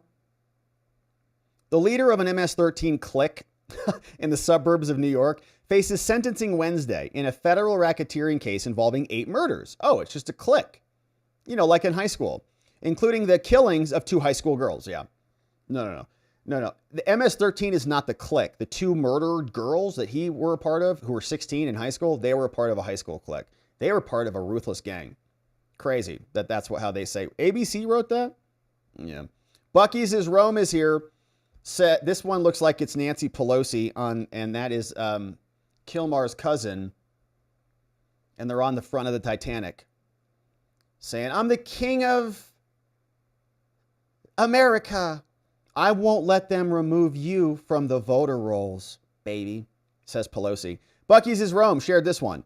All posts with the words Epstein and client list will be tariffed from now on. This is what Trump said. Thank you for your attention to this matter, Trump. You tariffed on it. How much? 140% tariffs? When we say Epstein, that's expensive, man. That's okay. We'll pay for it. I mean, we have to. We're going to continue to ask about it. So if we have to get 140% tariff talking about Epstein, that's fine. Bucky's is Rome. Can you give us the Epstein list, says the South Park character. FBI says, sure thing. We just need to censor the victims' names and 1 second right here. And it's gone. What? You just said you were going to print it. What I meant was I'm going to look up what you're requesting and delete it. Thanks for coming by. Hey, Bucky's is Rome. Said, I found the 1 missing minute of footage. Oh my gosh. Somebody reverse engineered the Epstein missing minute video. Here it is. Who is it? Who could that be? 11:59:13. They deleted that minute. But the truth is out. It's Hillary. All right, that's hilarious. All right, what's going on? Bucky's is Rome. Here's Pam Bondi, who Pam Bondi releasing the Epstein files. Kash Patel releasing the Epstein files. Donald Trump releasing the Epstein files. Hey, Dan Bongino's in there too.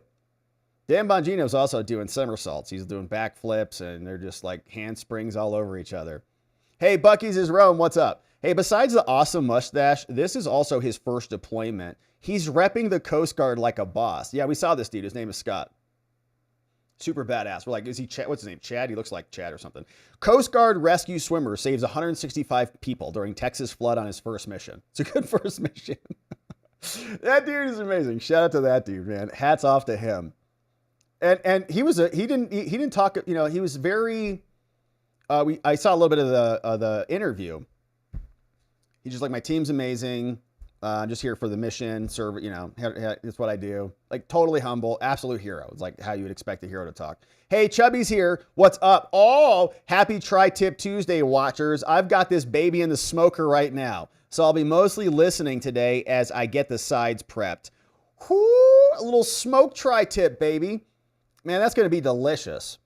I wish I knew how to smoke anything. What's going on? Greer, what's up? Harold Greer.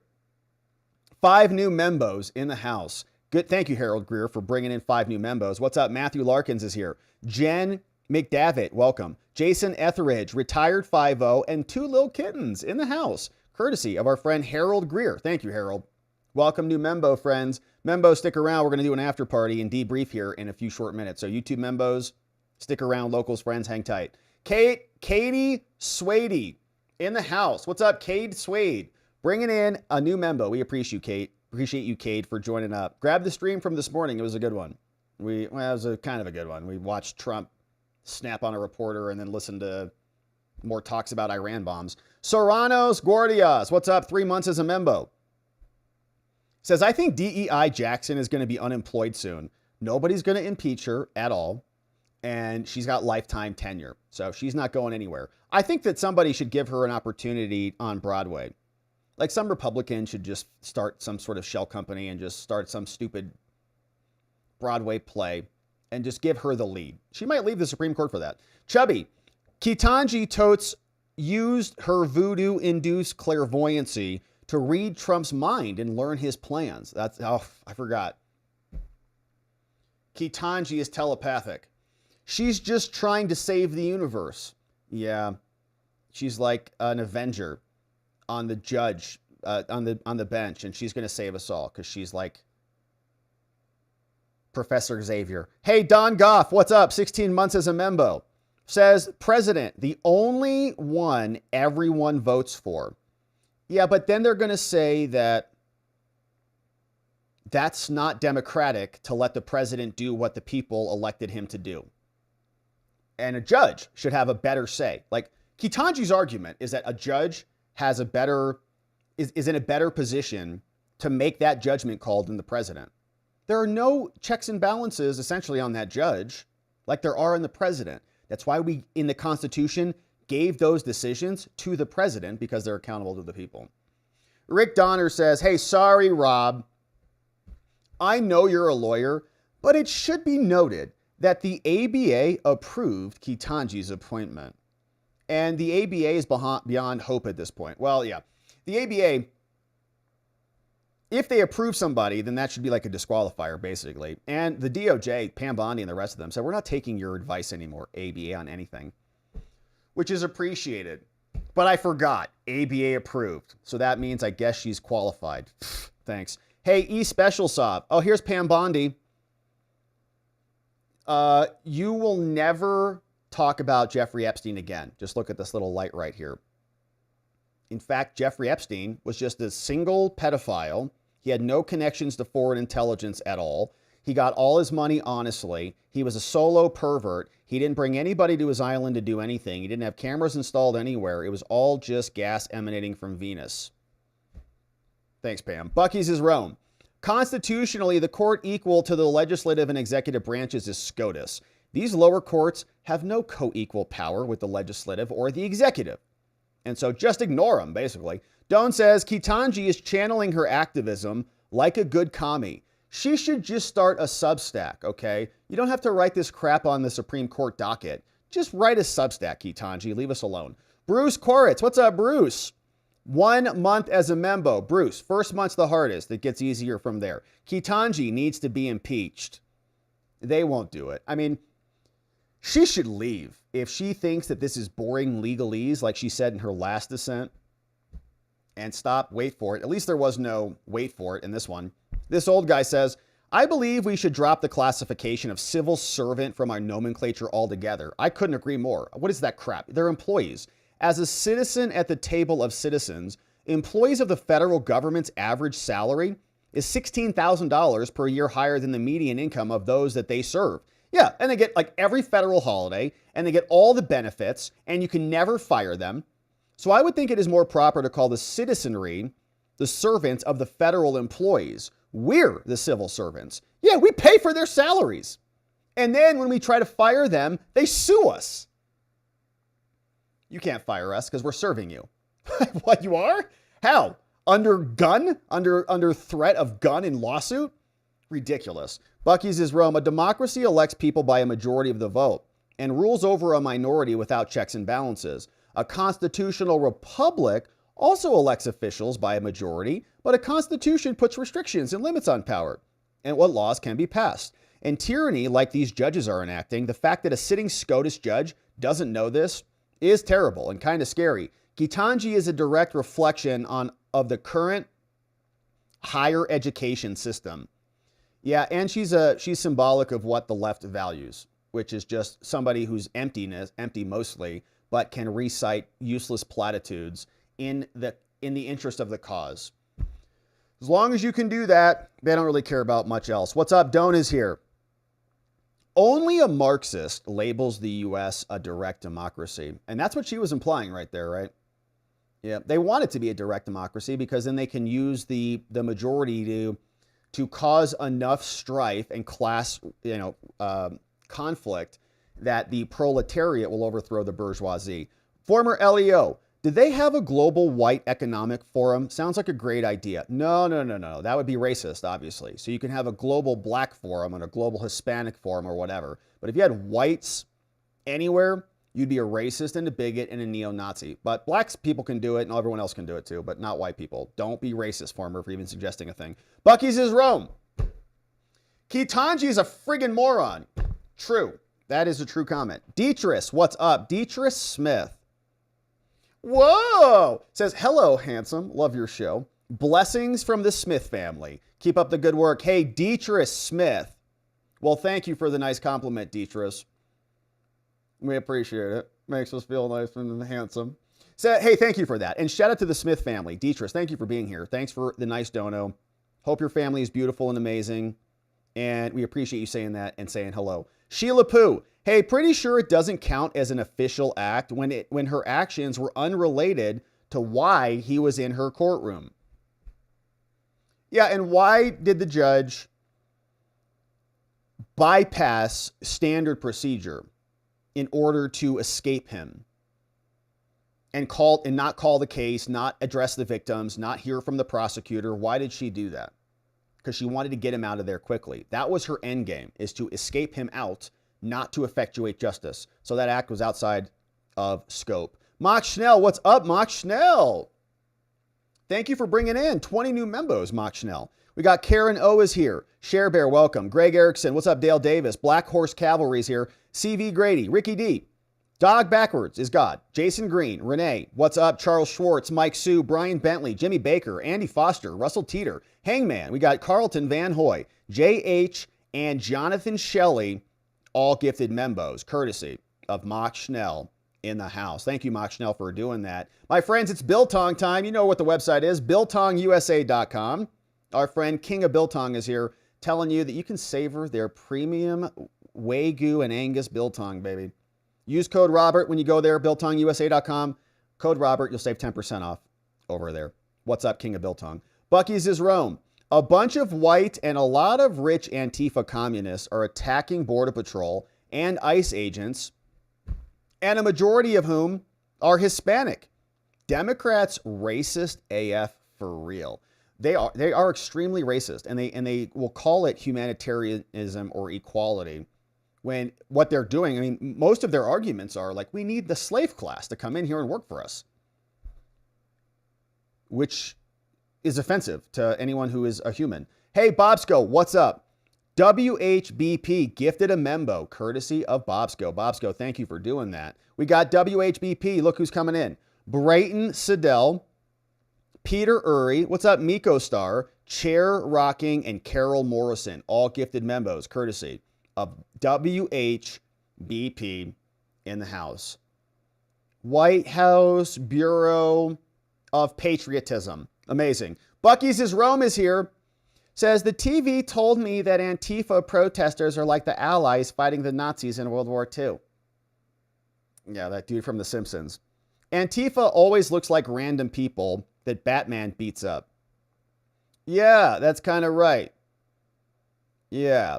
They also kind of look like that, like those dudes from that Terminator movie, in the Terminator movie, you know? Yeah. What's up? Bucky's is Rome. Never forget Democrat mayors sent SWAT teams to shut down churches and barbershops and let looters and Antifa burn down cities. Oh, yeah, no, we're not going to forget that. And Republican governors did too. And they sent Scottsdale Police Department to barbershops. Rick D shared these two dudes. Wow, the DOJ just announced investigations into Comey and Brennan. That's tremendous news because they're both criminals. Look at the news from Fox News. FBI launches criminal investigations into Brennan and Comey. Great news. Can't wait to see what those are. Doan says weed, meth, and fentanyl money from the U.S. is funding anti-gringo protests and threatens the Mexican tourism trade. Shinebox, Shinebomb, better choose. Yeah, well, I don't know what's going on down there. Yeah, it sounds like they're very unhappy with white people and very unhappy with America. Almost like we're in a pseudo war. Catalina Woody, what's up, Catalina Woody? Thank you for becoming a member. Grateful to have you. Welcome, Catalina. We got Angel Small is here. 11 months as a member, inching up to 1 happy anniversary, 1 year. Angel Small, thank you for being here. You're Angel Big to us. Wes Downer, I have $30 left in my account, so here's $5. Now I only have $25. Wes, that's a sizable percentage. Thank you for contributing to us. I appreciate it. But I hope that that's not eating into your required funds, because you might need it more than we do, but we appreciate it. Thank you for it. I don't want to diminish it, but thank you, Wes. It's very sacrificing of you to give us like a nice portion of your total funds. Thank you, Wes. We appreciate you. Very nice of you. Hey, the Rubos. It's Ribeye Tuesday for us. Ooh, look at that. That looks good, baby. Seared right up. Yummy from the Rubos.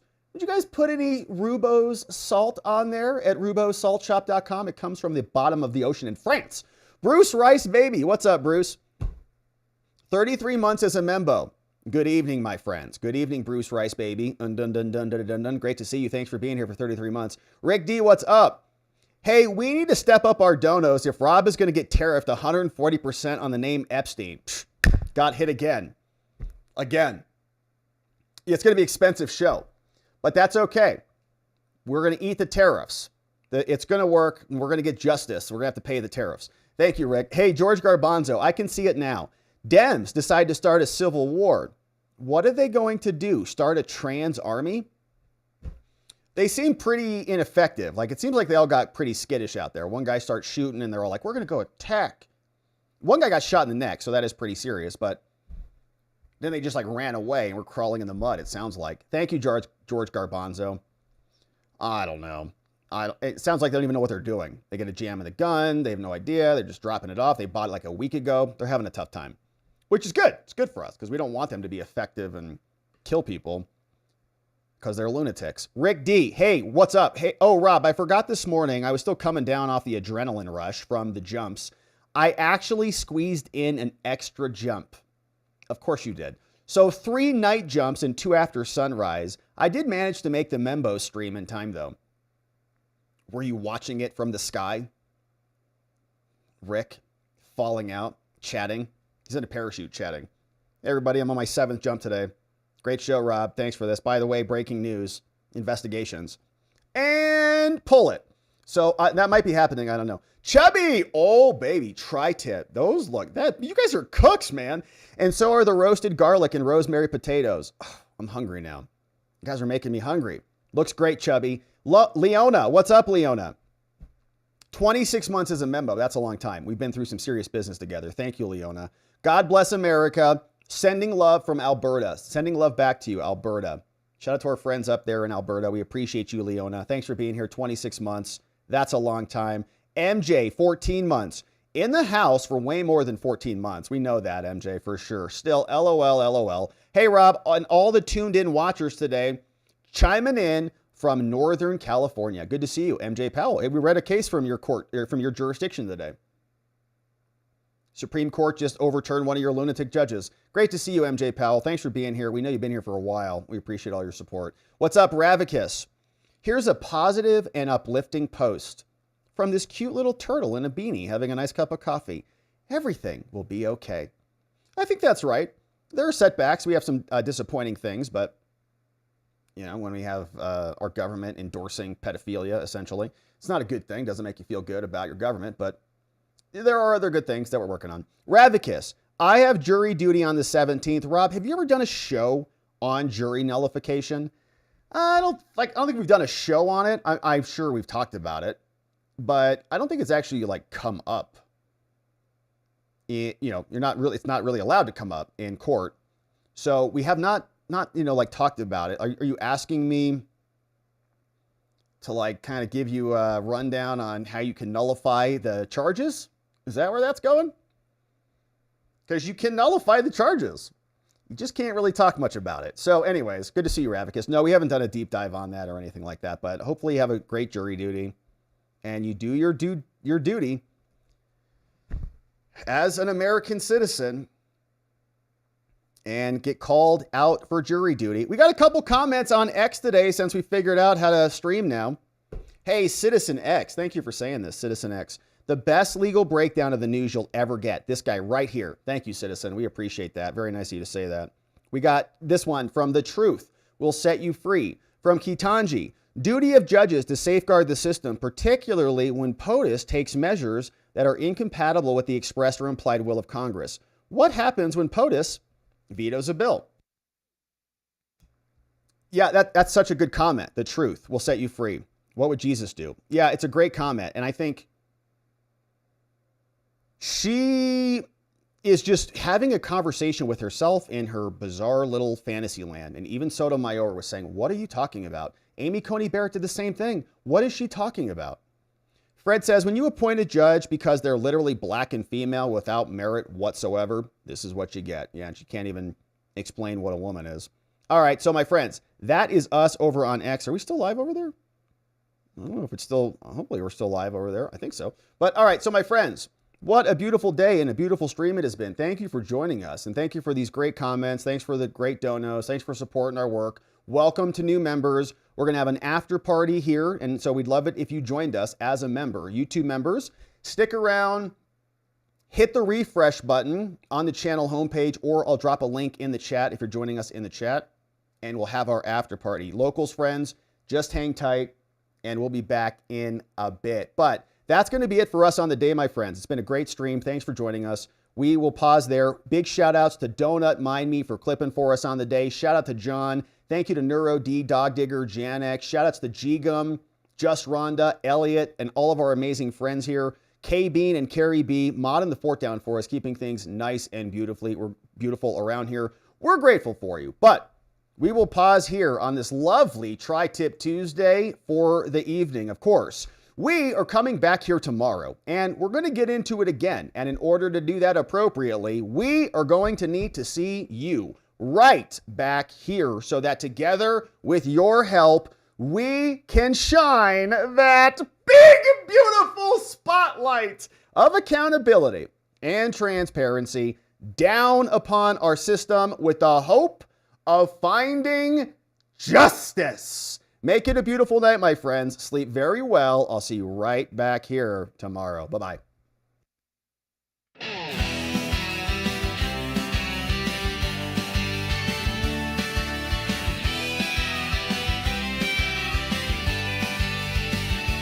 Thanks for watching, my beautiful friends. Now it's that time where the stream must end. You brought the heat with every chat and line. Together we expose corruption.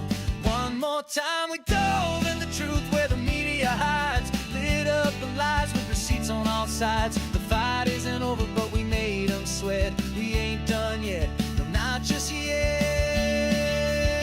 Because together we are watching the watchers, truth on our side.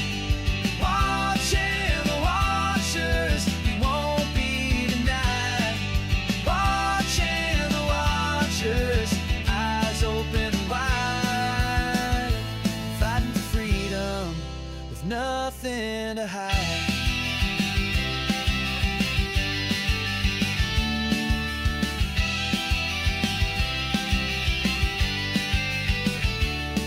Drop a like and don't forget to share. And bring a friend who's ready to care. Tomorrow's lies are just today's news, but here we see through the scripted ruse.